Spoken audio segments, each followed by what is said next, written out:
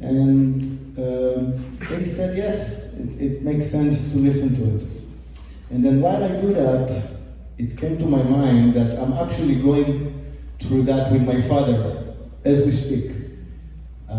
In the past year, he's been going through all kind of conditions of dementia, which some of you probably know how it is, not on themselves, hopefully, but on their dear family or friends. And I thought about it, and I said, you know what, these things is so important for everybody to know, to understand, and hopefully to prevent or at least to postpone those symptoms, because those symptoms, for everybody that knows, are really, really bad. They're not something that anybody want to see on their close ones. This usually happens to the parents, and when we see them getting older, and the person that we knew is not the same anymore.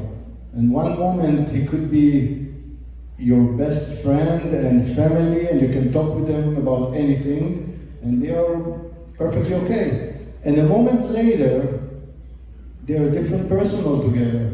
It could become violent, it could become aggressive, all kind of symptoms that are really, really not something that anybody want to feel with their close ones. So when I thought about it, along with my friends that definitely say yes, I thought it is a no-brainer to get it access to the entire community. And I really do believe, I didn't hear the lecture yet, that we're definitely going to help some people here.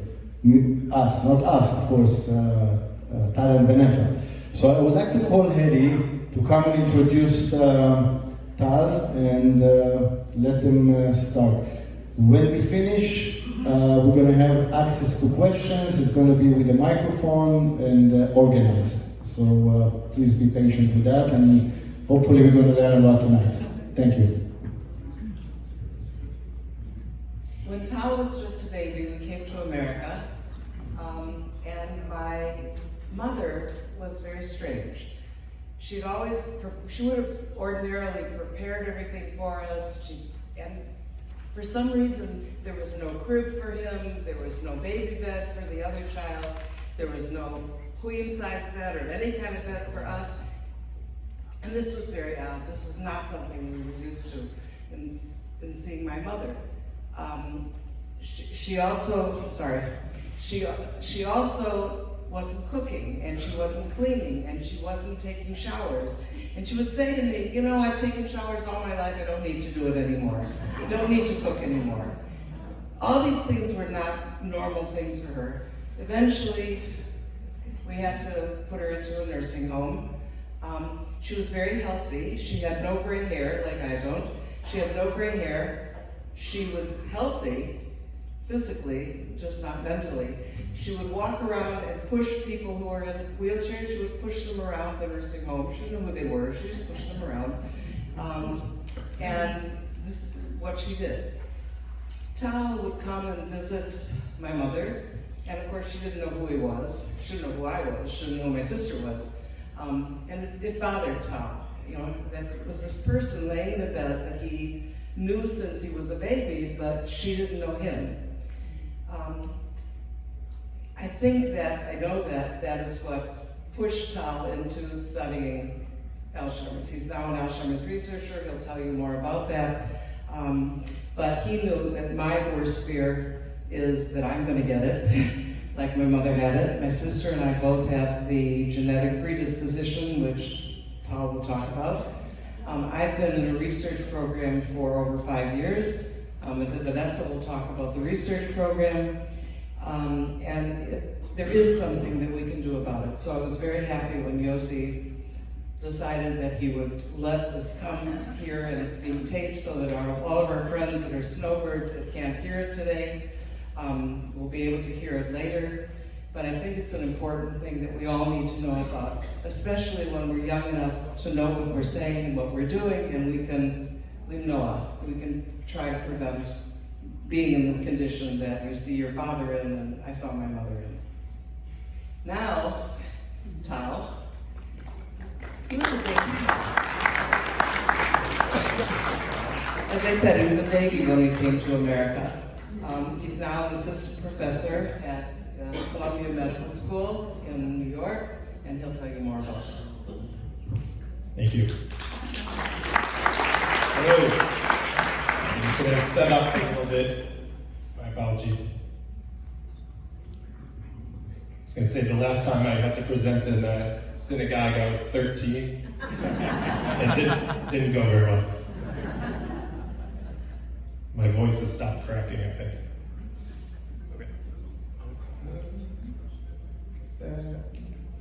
I'm supposed to be recording this. So I'm going to do this. Bear with me.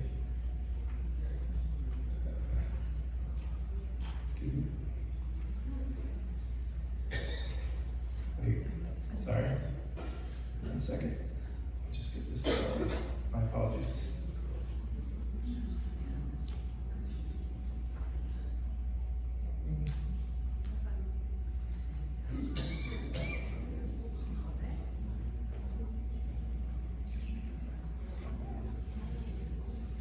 Okay, I think we are good. And okay, hello. Thank you, Yossi, for inviting me. Very happy to be here. Sound is okay? So, as my mom said, I'm an assistant professor at Columbia. My lab studies a gene called ApoE4 that increases your risk for Alzheimer's disease. I'm not going to be talking about my research per se. This is more of a lay talk, just general, broad overview of Alzheimer's disease and dementia. Real quick, one other thing. I recently started with some colleagues, a nonprofit called Generation Brain, with the goal of doing events like this to, I think, try to bridge the community of researchers who sort of were in our own little silo doing our work, and the lay public that we're sort of doing the work for but don't interact with. And I think that's bad for both communities, that there's not sort of joint cooperation. So one of the things I'm trying to do more of is lay lectures like this. So 2 things to get out of the way before I start into the meat of the talk. One, my Hebrew is not good. I apologize. If you're wondering why a guy named Tal doesn't speak Hebrew, my parents are right there. Feel free to ask them and yell at them. You should have taught your children or kept the Hebrew going with your children when you came to America. All right, the other thing, I do work at Columbia. I know that Columbia is a bit of a bad word in these parts these days. A lot of that, deservingly so. I'm going to point this out. Those of you that know, that are from New York know this well. So in the red here is the, let's see if this works, is the main campus. That's where all the protests were. I work up here on the medical campus, very far away. I was watching the protests on TV like everybody else, not supportive of them. But, just to put this out there, most of the funding that has been taken away from Columbia has come from research at the medical campus. So I'm just that's just information, do with it what you will. Okay, so now onto the talk. Okay, so the first part of the talk, basically I have 2 parts. Understanding Alzheimer's disease and dementia, and then protecting your brain as you age.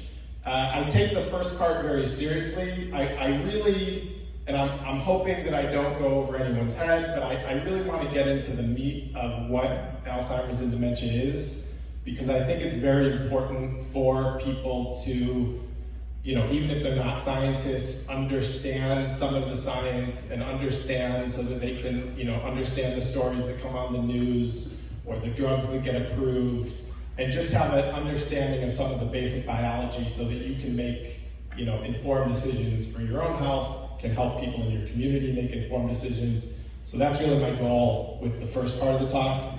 And then the second part, I really do want to talk about, very concrete things that you can do, science-backed things that you can do to protect your brain as you age. And then third, Vanessa Rodman from the Alzheimer's Research and Treatment Center is going to come up and tell a little bit about some of the services they provide if you are interested in trying to seek out a clinical trial for yourself. So, understanding Alzheimer's and dementia.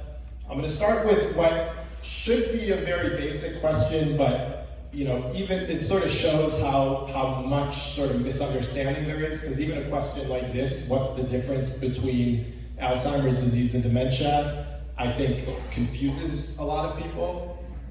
So just to start out with some basic definitions. So dementia is an umbrella term, and Alzheimer's disease is the most common form of dementia. So there's a number of different dementias. Alzheimer's is most common, vascular dementia is second, Lewy body dementia third, frontotemporal dementia fourth. So I'm going to go into a little bit of all of those, mostly Alzheimer's. And then the other thing to say is, even the term dementia, I think there's some misunderstandings. We sort of think of it as synonymous with memory loss, and it's actually not, by definition, that. It's technically the loss of two cognitive functions, at least two cognitive functions, to the point of impairing your daily life. So that can be memory, or it can be communication, it can be focus and concentration, it can be reasoning and judgment, it can be visual perception. So technically, diagnosed impairment in two of those functions is technically dementia. But the majority of my talk is going to be on Alzheimer's disease, because that is the most common form of dementia. It's what I think a lot of people are afraid of, rightfully so. So I really want people to understand what it is. And to start, I'll talk a little bit of the history. I don't really have to go too much into my own history with it, because my mom covered that. But my experience started when I was young. With my grandmother, Oma, like my mom said, just sort of visiting the nursing home and her not being sort of mentally there and me not really understanding that, and my mom's own fears around it. So, from a early age, I was very curious about this disease, and obviously that played a big role in me, eventually pursuing it as a career.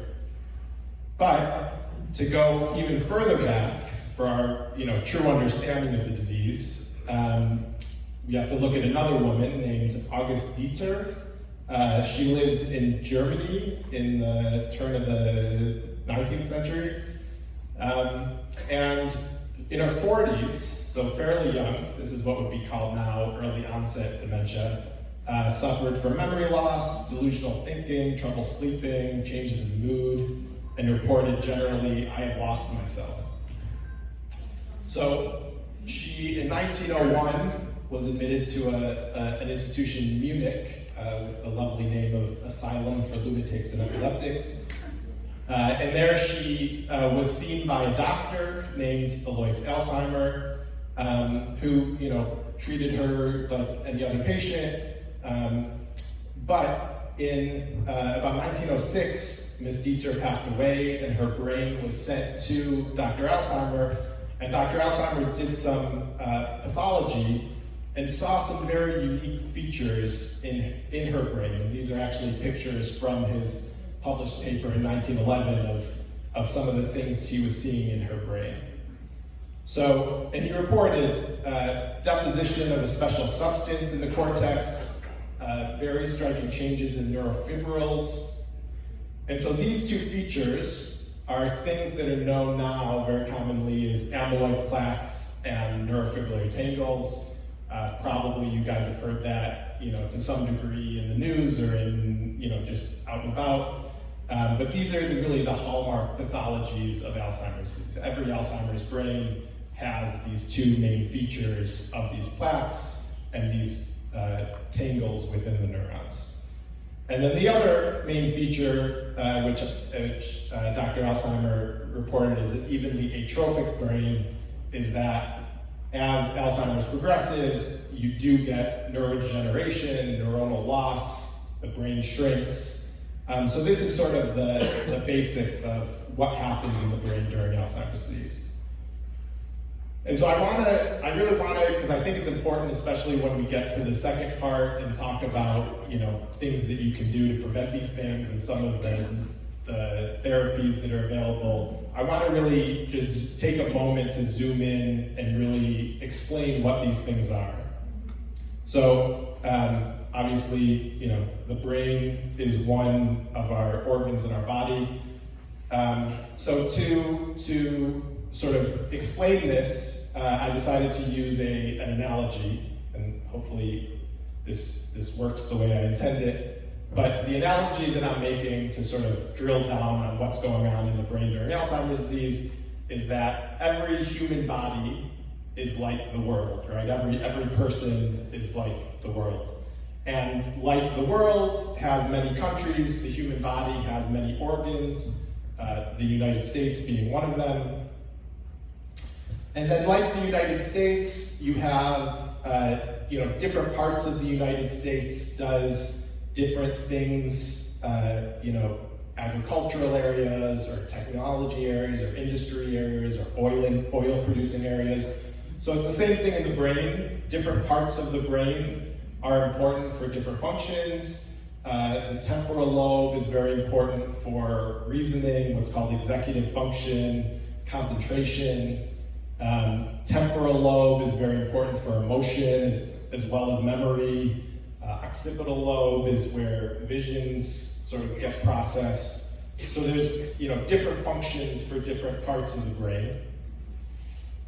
But then you can keep zooming in, and if you go, for example, within the temporal lobe, you get other regions such as the hippocampus. You guys have probably heard of the hippocampus before. So the analogy I'm going to make is that the hippocampus is like a state, in this case Florida. And then within each region, you have lots and lots of neurons. So like within a state, you have lots of cities. Miami's a big city, in that same way. And then I'm just going to zoom in one more time. So within each neuron, you have lots and lots of proteins. And so proteins, the analogy I'm going to make is that proteins are like people in a city. So proteins are really the functional part of every neuron, just like every city has lots of people doing different things. And for the most part, those people are really doing just the basic functions of the city. You have garbage men, you have firefighters, you have teachers, you have different things. Same thing in a cell. You have lots of different proteins. You have enzymes whose job it is to sort of break down the waste products, like a garbage person. You have things that transport cargo, other proteins from one place to another, like an Uber driver. So it's basically it's like its own sort of city functioning with lots of different proteins doing lots of different things. Totally normal. But unfortunately, as with people, sometimes they can go bad. For my analogy of a bad person, I chose 1920s gangsters because I figured that was harmless. So in Alzheimer's disease, there's two proteins that go bad. And those two proteins are amyloid beta and tau. So those are the two and you probably, again, have heard about them, but I just want to sort of familiarize you guys with these because they're very important for understanding the disease. So, amyloid beta is actually a fragment of a protein, but has normal functions. Tau also has very important normal functions. But because of conditions in the brain as you get older, as environmental effects, things can go bad with those proteins. They can become modified and misfolded. And what happens is they end up aggregating. So amyloid beta aggregates into these things called amyloid plaques. Tau aggregates into these things called neurofibrillary tangles. And then, following my analogy, it's like, okay, you've got one bad person, maybe it's not that big of a deal, but if that bad person forms a gang, then they can really wreak havoc. So that's really what's happening in the brain. You're getting these proteins that are starting to go awry, but then they sort of, aggregate with each other and then start to cause problems in the brain. Okay, so then just one other distinction I want you guys to understand, just to really understand sort of what's doing the damage in the brain during Alzheimer's disease. So amyloid beta is sort of what comes first, these amyloid plaques that sort of form these deposits in the brain.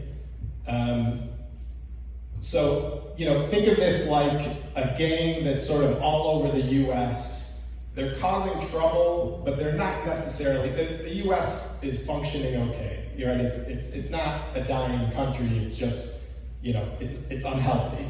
So that's what happens when you have amyloid plaque. There are plenty of people who have amyloid plaque in their brain, into their hundreds and never get any cognitive dysfunction. So it's not a good thing, it's not a sign of a healthy brain, but your brain for the most part can handle it, can deal with these, just these plaques hanging out and sort of causing trouble, but in general you have enough brain power to overcome it. But then something else happens, and you basically have a different protein, this tau protein, that goes bad. And so the analogy I'm using here is, this is supposed to be Al Capone. So you got sort of, gangs all over in the 1920s, but then Al Capone came in, and I think he started in Chicago, but ended up in Miami, so I put him in Miami, it's okay. But was just a really virulent form of a gangster that was really causing more and more problems. And so that's pretty much what's happening with tau. You have sort of this amyloid, it's going on, it's not great, but then at some point it sort of kicks this tau into overdrive, forms these neurofibrillary tangles. So those form in an area called the entorhinal cortex. So that's what's also interesting is, like Capone in Miami, the tangles sort of show up in a very specific place in the brain. And the entorhinal cortex is actually very interesting. It's sort of how we view the world, or how we figure out our spatial orientation. Those of you that have had family members who have dementia, a common, early thing is, they might be off driving and they got lost and they don't know where they are. That's because of the regions of the brain where this sort of tau pathology starts is very important for just spatial understanding. Okay, so I'm almost done with my science analogy deep dive, but so then the other thing to understand is, even though Capone, and his gang started in Miami, they didn't stay there, and same thing with tau. So it starts in the entorhinal cortex, but then it moves into the hippocampus, which is sort of where all the memories are stored. And then it moves, into the temporal cortex, and then into the frontal cortex, and eventually it takes over the whole brain. So, that's sort of why, Alzheimer's disease, it gets a weird reputation as a not a weird reputation, but people think of it as a memory disorder, and it is, but only in the beginning. Eventually it does sort of affect more and more sort of cognitive functions. And so the other thing that's important to remember here, and again, this will be important later when we're talking about how to protect your brain, is it's the tau. So unlike amyloid, which is just sort of hanging out in the brain and causing problems, the tau is within individual neurons, and it actually ends up killing the neurons that it's in. It sort of aggregates to the point of killing a neuron. So that's sort of why, and that's the pattern that happens in Alzheimer's disease, is that the tau sort of starts in this area and then sort of goes throughout, and then the neurons in the entorhinal cortex die, and then the neurons in the hippocampus die, and then eventually neurons all over the brain die. And then the depressing part, if you're not too depressed already, is that this then obviously has effects on cognitive function. These are sort of the stages of decline. So interestingly, this first stage, which is preclinical AD, you have no symptoms, but your brain can be accumulating these different things in the brain. And this can happen for 20 years. You can have this process going on in your brain and but be perfectly, totally mentally fine, which, as we're going to talk about, is a good time to start taking care of it. And then something called MCI, mild cognitive impairment, is the first sort of stage of memory impairment, and it's mild but measurable. So this is when, like, if you're having, so the first thing I want to make very clear is there is very normal instances where people don't remember things, right?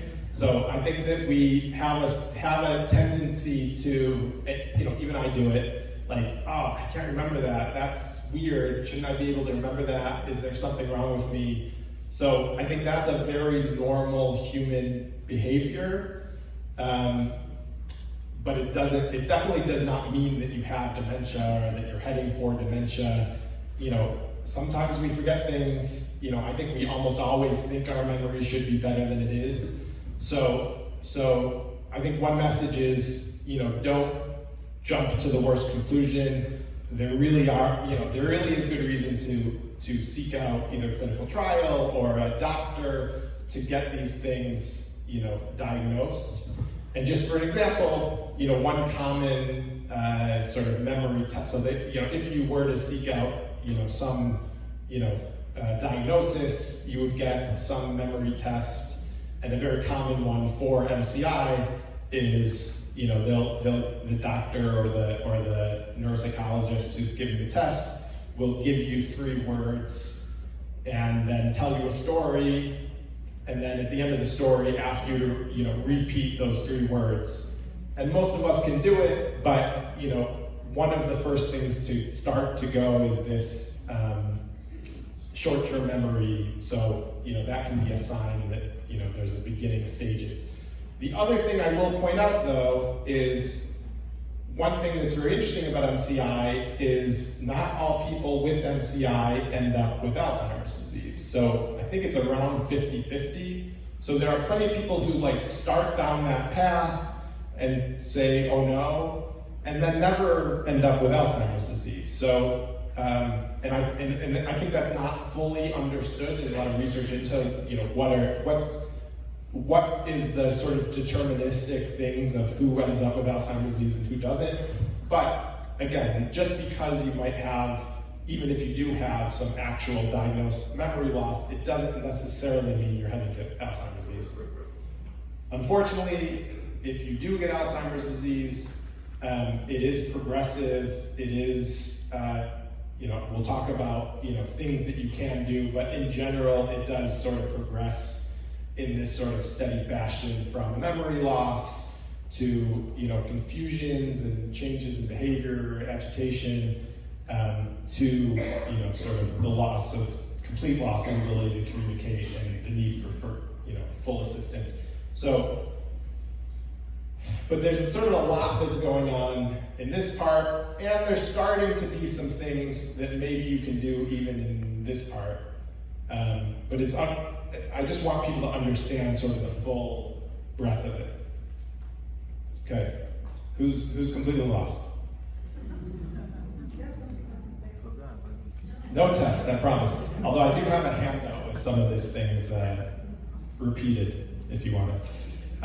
Okay, so just to round this out, hopefully you guys aren't hating me right now, but I do want to talk a little bit about these other 3, because I think that's also a very common sort of misconception is, again, what's the difference between Alzheimer's and dementia, and then people really, if they don't know that much about Alzheimer's, they really don't know about these other dementias. And I'm not going to go too in depth into it, but I just want people to understand sort of the basics. So vascular dementia is the second most common form of dementia. It's very underappreciated. So 20 to 30% of dementias are vascular dementia. Okay, so the thing to understand about vascular dementia is, this is what we picture a brain as, but the reality is that the brain looks a lot more like this. There's, many, many thousands of blood vessels, small blood vessels, big blood vessels that innervate sort of every part of the brain. And this is, for an important reason. So the brain is 2% of your body weight, but it uses 20% of the oxygen that you breathe and 20 to 25% of the glucose, the energy through food that you consume, goes to the brain. And all of those things go to the brain through these blood vessels. So, there's a common expression, heart health is brain health. This is why, if you suffer from atherosclerosis, if you, suffer from a stroke or multiple strokes, these things can deprive the brain of nutrients and can lead to something like vascular dementia. The other thing to understand with vascular dementia is, so Alzheimer's disease has this very characteristic sort of your memory goes and then this goes and then that goes. Vascular dementia is much more dependent on where in the brain these blood vessels are sort of going bad. So it can have any number of symptoms, but it's because of the vascular breakdown, not a buildup of one of these toxic proteins. And then I'm going to go through this as quickly as I can, so Lewy body dementia, you guys are probably familiar or have heard of it. That was what Robin Williams had. He had Lewy body dementia. Frontotemporal dementia, that's what Bruce Willis has. Technically, frontotemporal dementia is its own umbrella term of a bunch of other ones, but I won't get into the details because that's going to put you guys into overdrive.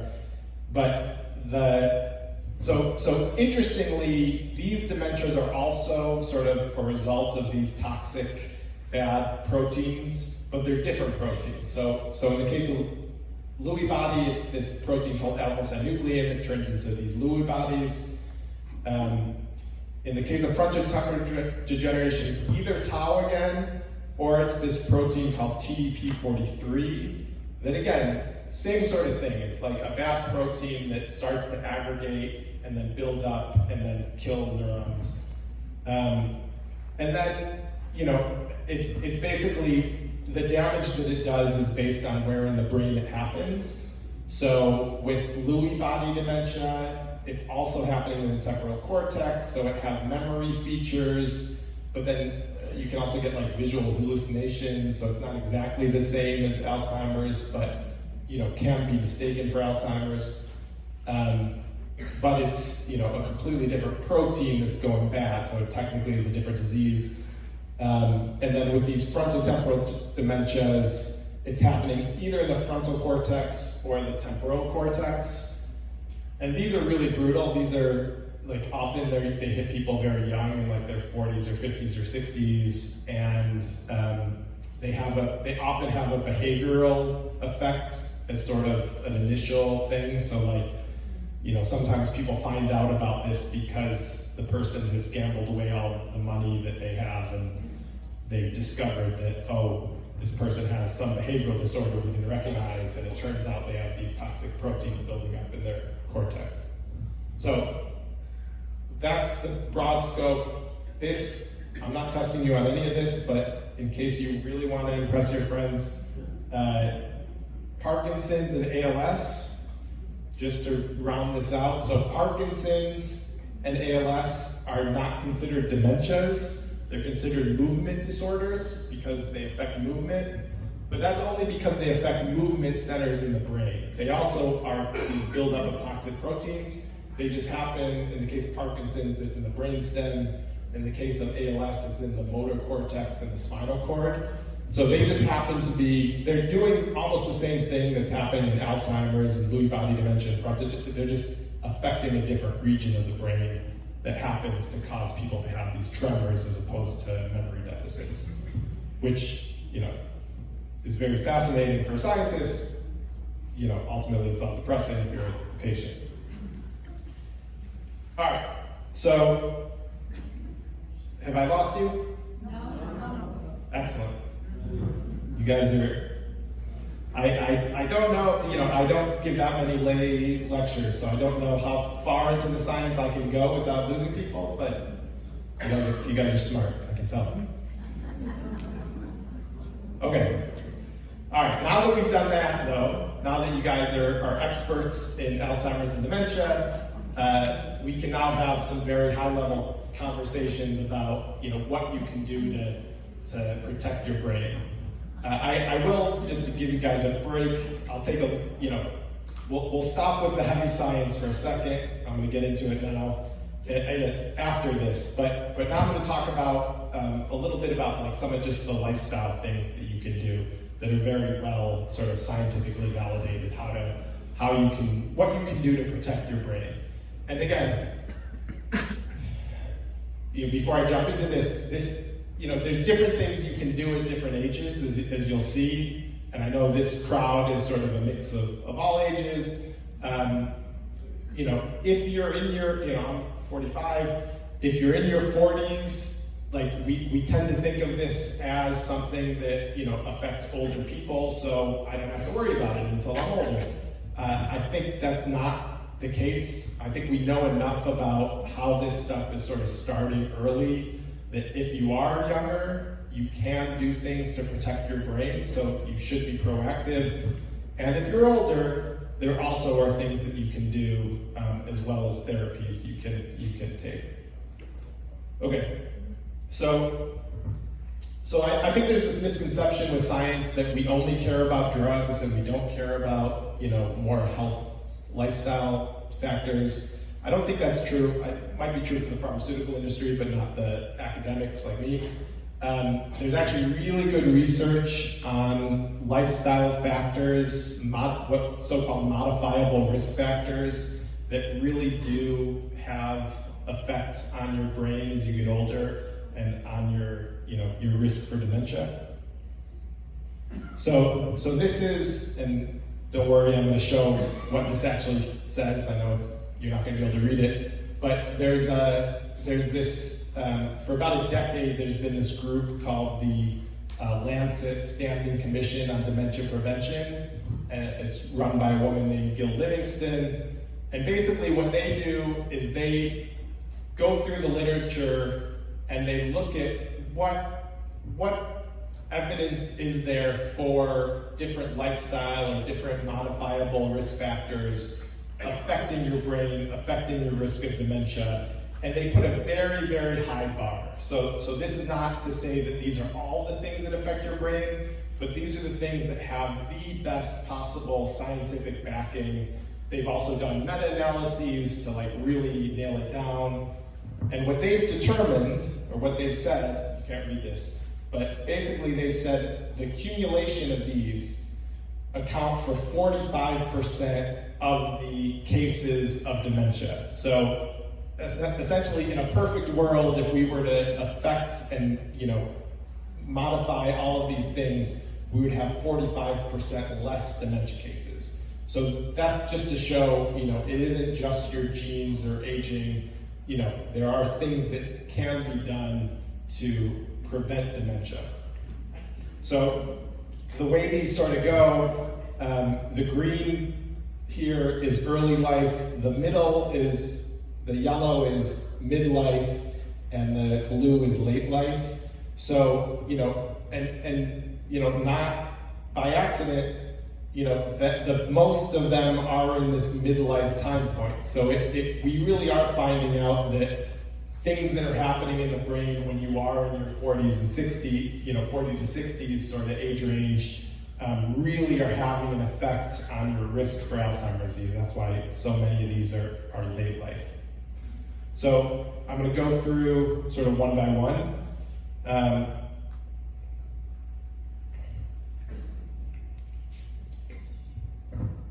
think I forgot to record. I apologize. My mom wanted me to record, and I think I messed that one up. We have a camera. All right. Okay, so early life. So we have one in early life, which is less education. So there's this very interesting concept called cognitive reserve that's been known about for 10 to 20 years. And basically what's been found is that people who have more education have a lower risk of dementia. And this is not to be discriminatory, it just happens to be that probably for reasons that if you have higher education, sort of not necessarily that these things won't go bad in the brain, but when they do go bad, your brain is sort of more resilient and more able to sort of cope with these different things that are going awry. So that's interesting and important to understand. And again, that also isn't to say that highly educated people don't get dementia. Obviously they do, but just comparatively, people with a higher education do get dementia at a later time. Midlife. Hearing loss is actually this 7%er here. So it's been found somewhat recently that hearing loss is actually a major factor in increasing the risk of dementia. It seems like this has especially if it happens in midlife, it seems like they don't know exactly why this is, but for some reason, if you're not sort of getting those stimuli to the brain, it's not good for your brain in general. And again, these are modifiable things, so it's not that your brain, is definitely going to be accelerating towards dementia, but if you are experiencing hearing loss at a young age, you want to get a hearing aid, you want to take care of it. That's sort of what the message is here. High LDL cholesterol is the other big one, that's 7%. Again, heart health is brain health. It really has been shown very conclusively that high cholesterol does increase your risk of dementia. Obviously, get your cholesterol down any way you can, but it has been shown pretty well that using statins does decrease your risk of dementia. So any way you can get your cholesterol down. Depression. It's depressing. I won't talk about it. Traumatic brain injury. So if you've been involved, if you've had concussions, if you've been in sports impacts or car crashes or blast impacts from the military, unfortunately that does increase your risk of dementia. Physical activity is a huge one. So people who are sedentary during midlife, who don't regularly exercise or move around a lot as just in general, have a higher risk of dementia. Diabetes increases your risk of dementia. Hypertension, obesity during midlife increases your risk of dementia. Smoking and excessive alcohol both increase your risk of dementia. Again, this isn't to depress anyone who's older and maybe had some of these things during midlife. And certainly if address these even if you are older, but the data is showing very strongly that these things during midlife increase your risk of dementia. And then in late life, social isolation is a huge one. So kudos to the parliament, kudos to my father. It really is good for your brain. The science has shown pretty conclusively, especially when you're older, to be socially active can slow the progression of dementia. Air pollution is another important one, especially at older age. And then vision loss, sort of in the same realm as the hearing loss. Vision loss when you're older, if you don't take care of it, can seem to increase the risk of dementia. All right, so that's sort of a sort of what you can do, sort of non-pharmacologically, just in general, understanding things that you should be doing for your own brain health. Unfortunately, there are things that are not modifiable, at least not yet. So one of them is genetics. This is what I study. In particular, there's a specific gene, especially for Alzheimer's disease. So this gene called ApoE4, many of you have probably heard of it. ApoE4 is sort of unique in that there's a lot of genes that affect your risk for things, but they're usually either not that common or they don't have that big of an effect. ApoE4 is sort of the rare case where it's pretty common, so almost 25% of the population has at least one copy of ApoE4, and it has a big effect. So one copy of ApoE4 gives you about a 20% increased risk of Alzheimer's disease. 2 copies gives you about a 70% increased risk of Alzheimer's disease. And the reason for this, well, that's actually, there's a few different reasons. But one of the things that's been found is, you'll remember those plaques that we talked about before, sort of the more copies of this ApoE4, the faster that plaque accumulates in your brain. So if you have 2 copies, it sort of starts spiking, unfortunately, after 40s, 1 copy, 0 copies, and then there's a different form of the gene called ApoE2 that actually protects you from Alzheimer's disease. So there's been a debate, I think, over the years of if I, could find out that I'm at risk of Alzheimer's disease, should I?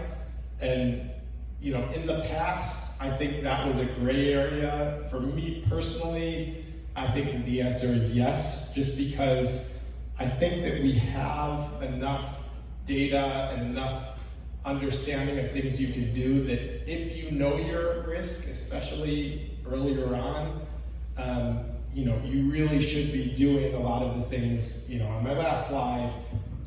You might want to be looking into some of these clinical trials a bit earlier. So to me, even though it's scary to find out you're at risk of something, I think there's an advantage to finding out, and anyone can find out. So this is, full disclosure, my mom's 23andMe results, with her permission. She has 1 copy of ApoE4. Actually, I don't know. 23andMe, I think, has just gone bankrupt. So I don't know if you can get 23andMe, but Ancestry, I think, also shows it. Or you can go to your doctor and ask for a genetic test for ApoE4. But for me personally, I think it's good to know. And then, unfortunately, the bad news is, the biggest risk factor for all of these diseases is aging. As you get older, these proteins start to accumulate more and more, and this is just sort of a graph of that, especially after 40. Which sort of brings us to what can you do if you're already sort of, accumulating some of these proteins in your brain. You obviously don't want to get dementia. And that's really what researchers have been focusing on. So this is a chart that I made for FDA approved Alzheimer's drugs from 1995 to 2025. It's a pretty dismal chart, in all honesty. So we had a few successes in the realm of Alzheimer's therapeutics with some of these cholinesterase inhibitors in the late 90s, early 2000s. And if you're diagnosed with early dementia, you might actually get one of these drugs still. They work well in that they sort of improve your memory for a couple years, but they don't actually slow the decline of the disease. So then we unfortunately had this really sort of awful gap where it was just clinical trial failure after clinical trial failure, until just recently when we've had a few successes. And I think people sort of generally know about these drugs, but they don't know as much as I think they should, just in terms of understanding what's available. And then down here, there was just a new one called Rexulti that is for agitation related to Alzheimer's disease. So that's its own sort of unique class. But the two that I want to tell you about and just want to make sure that you're really aware of and understand are these two drugs called Leqembi and Kisunla. So they were approved in 2023 and 2024. So hopefully a diagram like this isn't too scary anymore. So basically this is sort of how it works in your brain with Alzheimer's disease. You get these plaques, then you get these tangles, then you get the brain atrophy, and then you get the memory problems. So we've been trying for a long time to try to figure out how to get rid of these plaques. And there was just failure after failure. They were sort of either treating people too late or treating people with the wrong drug or doing it in the wrong way. And fortunately, just in the last couple of years, there's been these breakthroughs, which aren't, it's not the end of Alzheimer's disease, but it's the first disease-modifying drugs that have been discovered in, ever. Well, for Alzheimer's disease ever. So basically what these drugs do is they're antibodies, like you have an antibody that would attack a virus or a bacteria that's in your body. These are antibodies that get injected into your blood. Artificially made antibodies that are specifically targeted to these amyloid plaques, and they remove the plaques. So just real quick, two caveats. One is you do have to get an infusion. You go to the clinic, you're sort of sitting there for 30 minutes or an hour. You do that once or twice a month. I think with Leqembi, it's twice a month in the beginning and then once a month. With Kisunla, it's once a month throughout.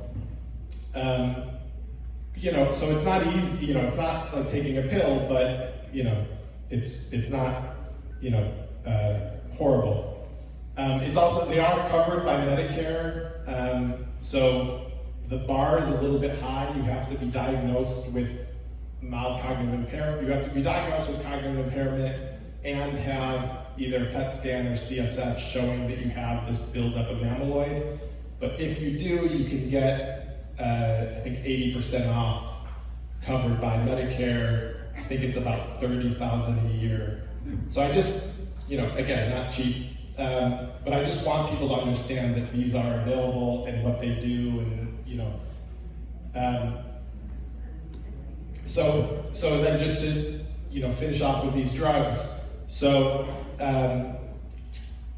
basically, so you guys are well familiar with amyloid plaques now. This is data from one of the trials called Clarity AD, which was given to people with MCI or dementia, clearing out their plaques. And you can see from this, it works really well. So this is 18 months on the drug, sort of compared to placebo, that they really have removed, quite a large, the plaques to quite a large extent.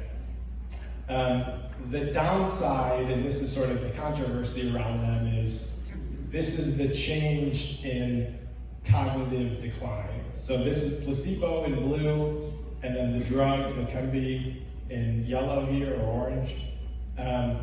So they work, statistically significant. This was a huge discovery, but they don't stop the cognitive decline by any means. They just slow it down. I've heard it described as giving a person with mild Alzheimer's disease an extra 1 to 2 independence years. So, there's a little bit of a, personal choice there in terms of whether it's worth it to get them for, a modest benefit, but an actual, noticeable benefit. The reason why I'm actually pretty hopeful for these is not because of this data.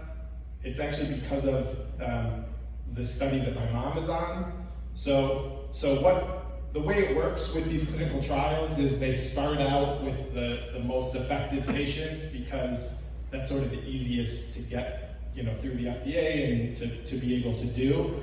But now what they're doing is they're treating people, so this is Clarity This is the next trial in the Leqembi, which is AHEAD, well, it's two technically, AHEAD 3 and AHEAD 45. I'm not actually sure which one you're on.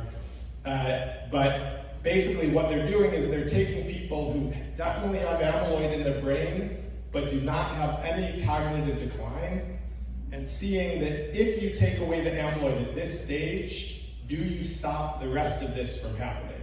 Or do you at least delay it quite a bit? So to me, that's the question. That's the real gold standard, is can we slow the decline of Alzheimer's disease by taking these drugs? Unfortunately, we won't get the data. The trial won't end until about 2028, so we don't know the answer. And the way science works, they do it really rigorously. You know, a lot of people, a lot of very, you know, very detailed statistics. So they really want to get it right, which is good, but it also means people have to wait to find out the answer.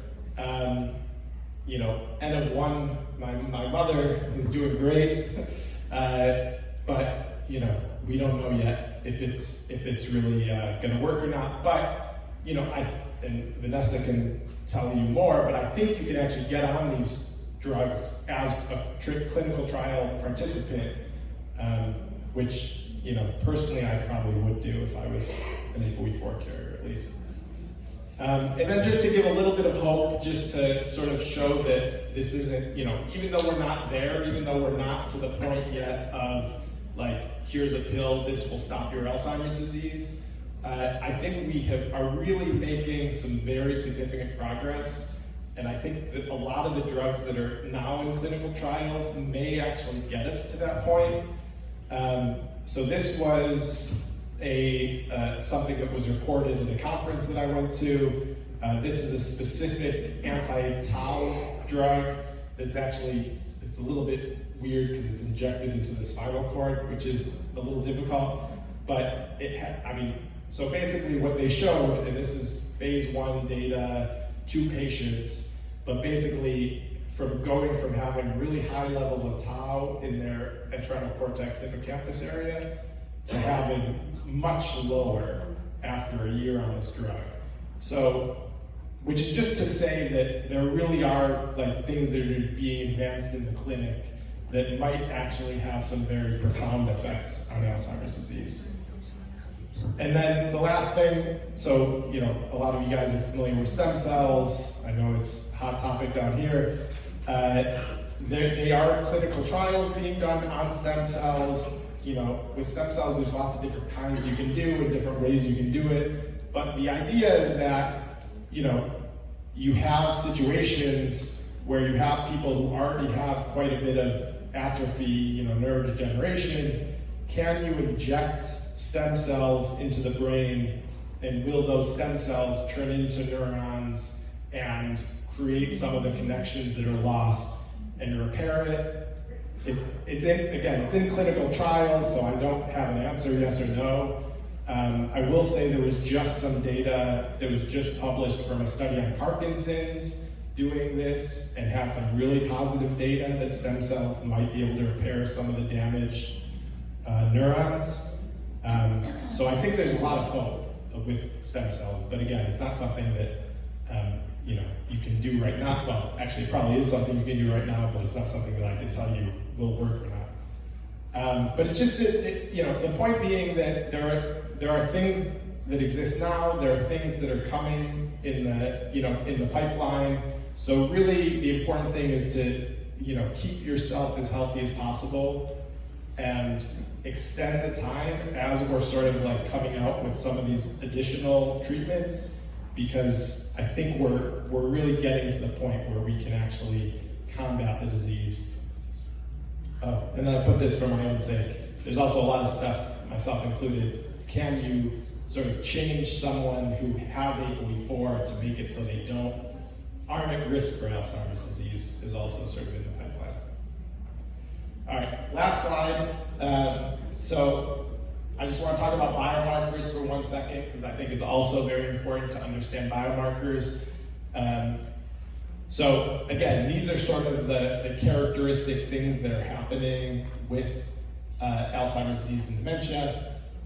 well, Alzheimer's disease in particular. So, when my grandmother had Alzheimer's disease, we didn't actually know she had Alzheimer's disease. It was sort of said like, oh, we think she has Alzheimer's disease, but you can't know until someone, passes away and they do an autopsy and sees if they have these plaques or tangles. That's no longer the case, and it hasn't really been the case for the last 10 plus years. So in particular, imaging is really good. So you can image the amount of amyloid you have in your brain, you can image the amount of tau you have in the brain, you can image the amount of neurodegeneration you have. You can also do CSF. And then just in the past 2 or 3 years, what's been really exciting is that they've actually identified some biomarkers in the blood that really do sort of signal if someone has Alzheimer's or is heading towards Alzheimer's. And in particular, the one to understand is this plasma p-tau 217. That's the one that everyone's sort of most excited about. And the reason is because it's not only measuring the tau that's in your blood, it's measuring the tau that's downstream of amyloid beta. So it's actually, the blue line there are amyloid beta positive people, and the green are amyloid beta negative people, amyloid plaques.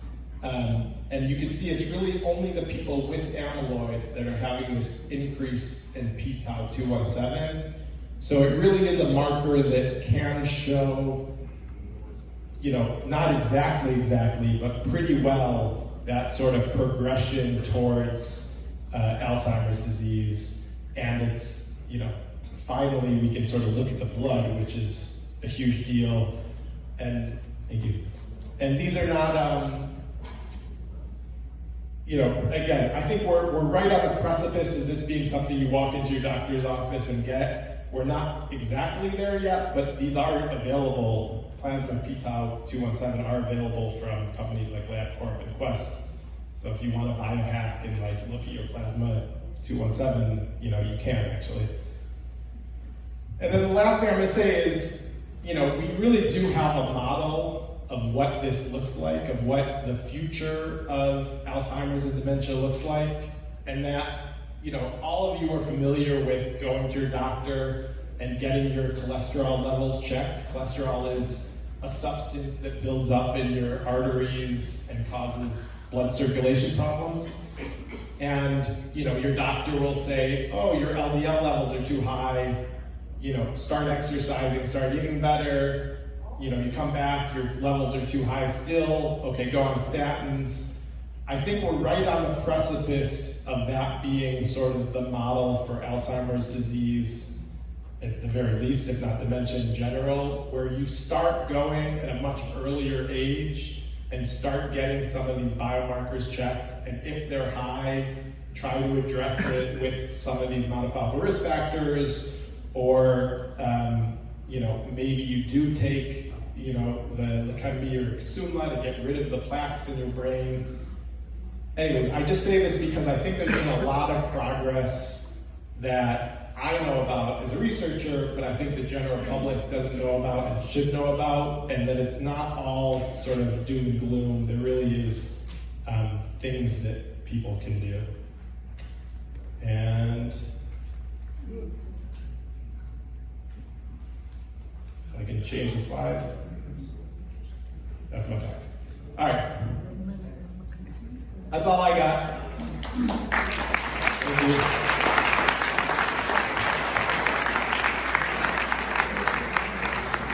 Oh, hopefully I didn't lose anyone. I saw some people walking in and out, so I might have lost them. All right, so I'm going to take questions. Vanessa and I are both going to take questions, but real quick, so we have a real, an opportunity for you guys or a resource. Gentlemen, ladies and gentlemen, please sit down. We're not leaving, I forgot to say at the beginning of the lecture, we're not leaving until the end of the questions. So please sit down unless you got to go to the bathroom and come back. Thank you. Okay, so, and we've sort of talked about things you can do, and one of the things you can do is to get a clinical trial. and find out a little bit about your risk and maybe things that you can do. And so we have here the director of the Alzheimer's Disease Research and Treatment Center to tell just a little bit about the things that they do and things that are available to you. And then after that, we're going to take some questions.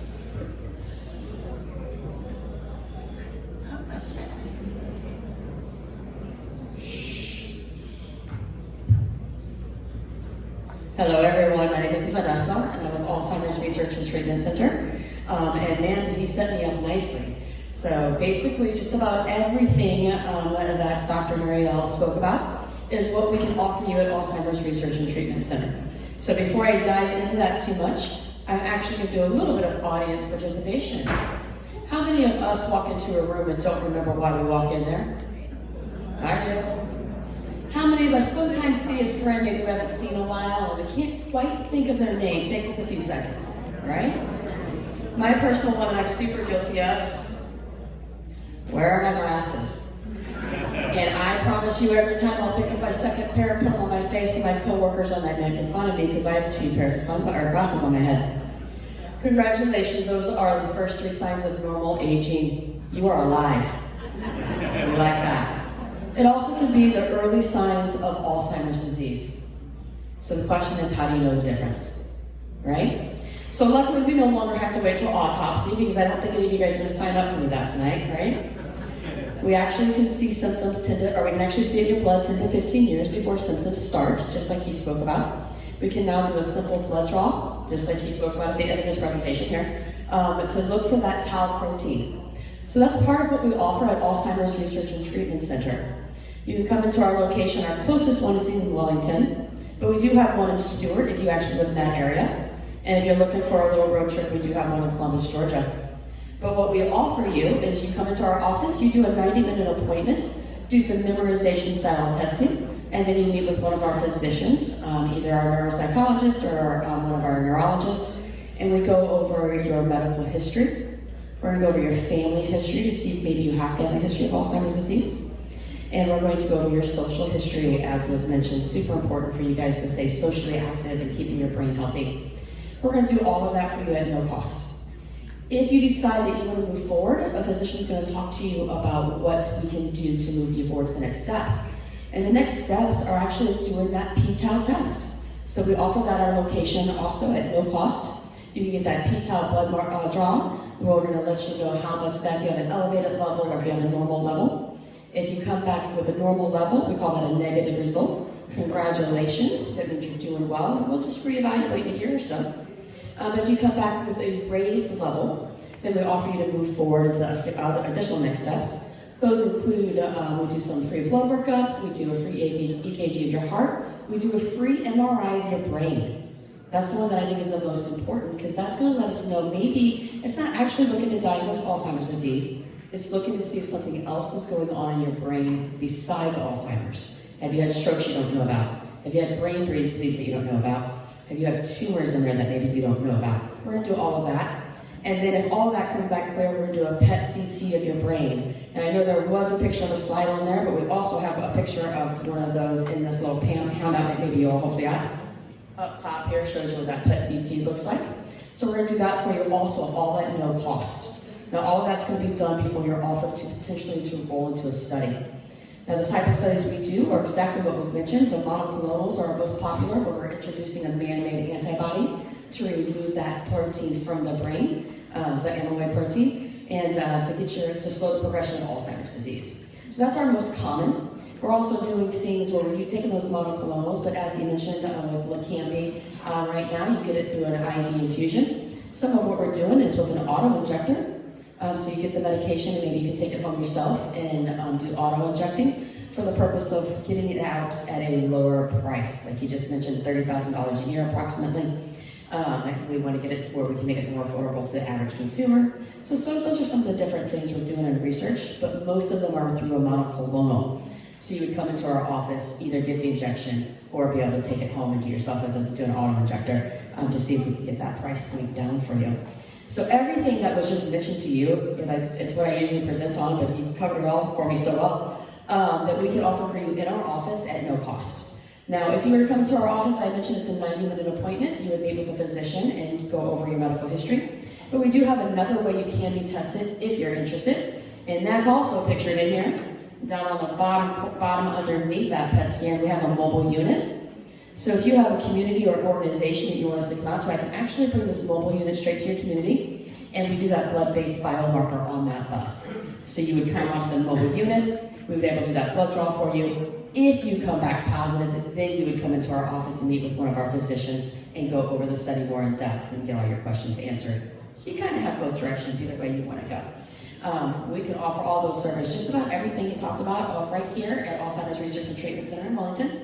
And again, it's all at no cost. There's never ever a charge to you. We don't even collect your insurance card. It's all paid for by pharmaceutical companies. So as Dr. David Watson likes to say, if you ever want to get money back from Big Pharma, now's your chance. They're going to pay for everything for you. All right, so if you have any questions, I will be around to take them about what we do, but I promised him I was only going to talk to you guys for about 5 to 7 minutes because he covered everything that I would have to say anyway. So thank you all so much.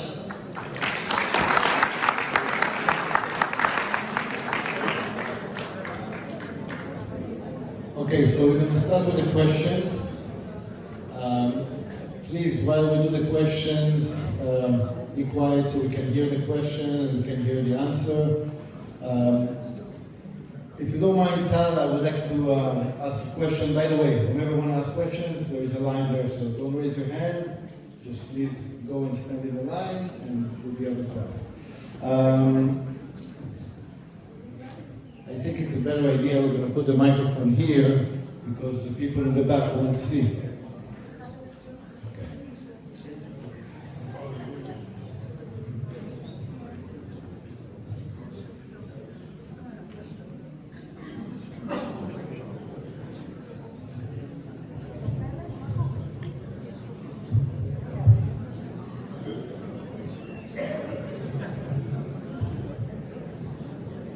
Thank you. So I want to ask a question, Tal, before everybody. I'll just take the advantage that I can do that.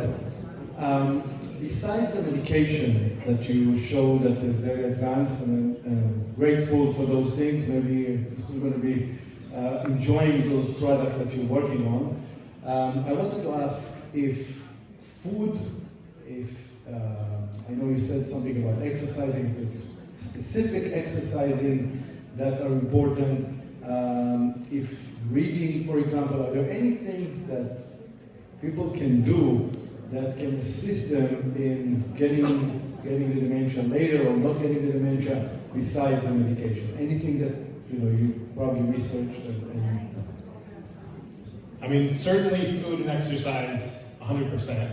I mean, again, I think that anything you can do to keep your body healthy does keep your brain healthy. And anything you're doing that is, hurting your body, and especially your cardiovascular system, is probably hurting your brain. So certainly food, certainly, I don't have anything, okay, let me rephrase it. I think the Mediterranean diet is, definitely very well validated, high fish, high nuts, high protein, low carb. I don't have any specific, this is the diet that you need to be doing sort of recommendations. And certainly there's research out there for different diets that might help, or different exercises that might help. But I think the important thing to understand is that, a lot of them probably help, and doing things that are healthy for you does help. The reading one is interesting. Certainly keeping your brain active, certainly education and learning is very important. There's this debate in terms of the brain games sort of a thing, and do those help? And some data says it does, some data says it doesn't. I think some of that is still a little bit, the science isn't fully there. But certainly, keeping your brain active, keeping socially engaged, and eating well, and but I don't have any tips or tricks in terms of specific things necessarily. Thank you, Tal. Please. Thank you, Tal, for an amazing lecture. I have a cousin, he's 79 years old, and he has a water built up in his brain. do you think you should leave it alone? Do you think you should... Say it again. What is it? There's water built up in his brain. Do you think you should remove it? Do you think you should leave it alone? Or do you think you should, what's the best way to handle it? I mean, I would say ask a neurologist. I have a PhD and not an MD, just first. But no, I mean, hydrocephaly is bad for the brain. So if they are able to remove it safely, I would say it seems like they should. But I don't know. I would say, that's a question for a neurologist. Thank you so much.